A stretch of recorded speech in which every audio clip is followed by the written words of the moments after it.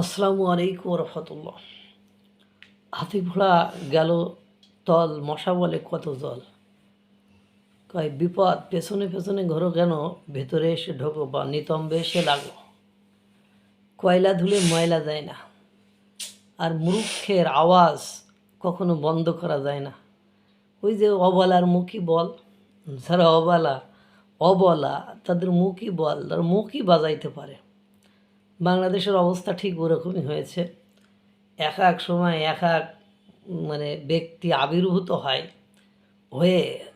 ভারতের বিরুদ্ধে অ্যাকশন ধর্মী সিনেমা বানাই ফেলে, অ্যাকশন ধর্মী বক্তব্য দিয়ে ফেলে, দিয়ে ভাবে কি হুনু হইয়া গেছে, একেবারে সে বিশাল কোনো ব্যাপার, দেশের একেবারে উন্নতি করে দেশের লাল করে ফেলছে, যে ভারত ছাড়া সে একাই বস, ভারতের উড়াই দেবে, ভারতের কাঁটাতার খুলে দেবে, ভারতের দখল করে নেবে। এর নানান তাল বক্তব্য। যায় কে বলেছে? হাসিনুর রহমান, সাবেক সেনা কর্মকর্তা ছিল হাসিনুর রহমান। তিনি দেখলাম এক সামাজিক যোগাযোগ মাধ্যমে সাক্ষাৎকারে বলতেছে যে ভারত বাড়াবাড়ি করলে, ভারতের কাঁটাতারের বেড়ামেড়া খুলে ভারত সব কটা দখল করে নেব।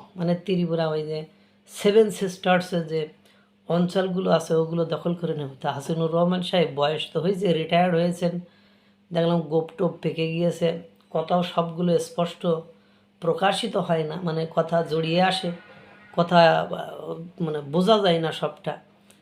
তা তার কাঁটাতারের বেড়া খুলতে যেয়ে নিজের পরনের প্যান্ট নিয়ে বাড়ি আসতে পারবেন তো?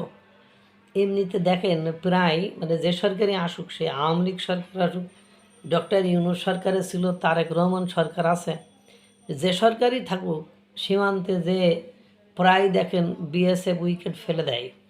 আর এই উইকেট ফেলে দিলেও কারোর কিচ্ছু করার থাকে না, বাংলাদেশ থেকে একটা বিবৃতি দিয়ে কথা বলে শেষ হয়ে যায়।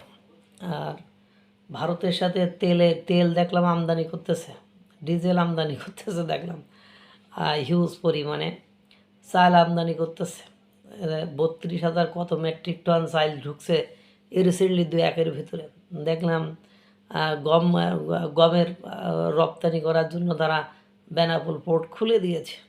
অর্থাৎ ডক্টর ইউনূস এর সরকার বা শাসনামল তোমার মতো হাসিনুর রহমানের উস্কানিতে পড়ে, তোমার মতো হাসিনুর রহমানেদের পাল্লাই পড়ে ভারত বিরোধিতা করে অর্থনৈতিক অবস্থা এতটা নাজুক, এতটা দুর্বল, এতটা ক্ষীণ অবস্থায় রেখে গিয়েছে যে সেখান থেকে মেরুদণ্ড সোজা করে দাঁড়াইতে তারেক রহমানের সরকারকে অনেক কাঠখড় পোড়াতে হবে। হয়তো শেষ পর্যন্ত দাঁড়াইতে পারবে, নতুবা শেষ পর্যন্ত দুর্ভিক্ষের দিকে গুটি গুটি পায়ে হেঁটে যেতে হবে। ইতিমধ্যে আমরা গ্যাস সংকটের কথা শুনছি, ইতিমধ্যে আমরা সার সংকটের কথা হয়তো বা শুনবো, ইতিমধ্যে আমরা বিদ্যুতের লোডশেডিং হতে পারে এমন কথাও শুনেছি। ইতিমধ্যে বিদ্যুৎ মন্ত্রী উনি কিন্তু বলেই দিয়েছেন যে ঋণ থাকাছে বিদ্যুৎ কম ব্যবহার করাই ভালো। অর্থাৎ 45,000 কোটি টাকা সাবেক সরকার যে ঋণ রেখে গিয়েছে, সেই ঋণের কথাটা উনি পরোক্ষভাবে ইঙ্গিত করেছেন, এবং ব্যালেন্স বা শূন্য খাত এরকম একটা ইঙ্গিত উনি দিয়েছেন। কত বিলিয়ন ডলার ব্যাংক থেকে ঋণ নিয়ে সরকারি কর্মকর্তা কর্মচারীদেরকে বেতন দিয়ে গেছেন হাসিনুর রহমান সাহেব।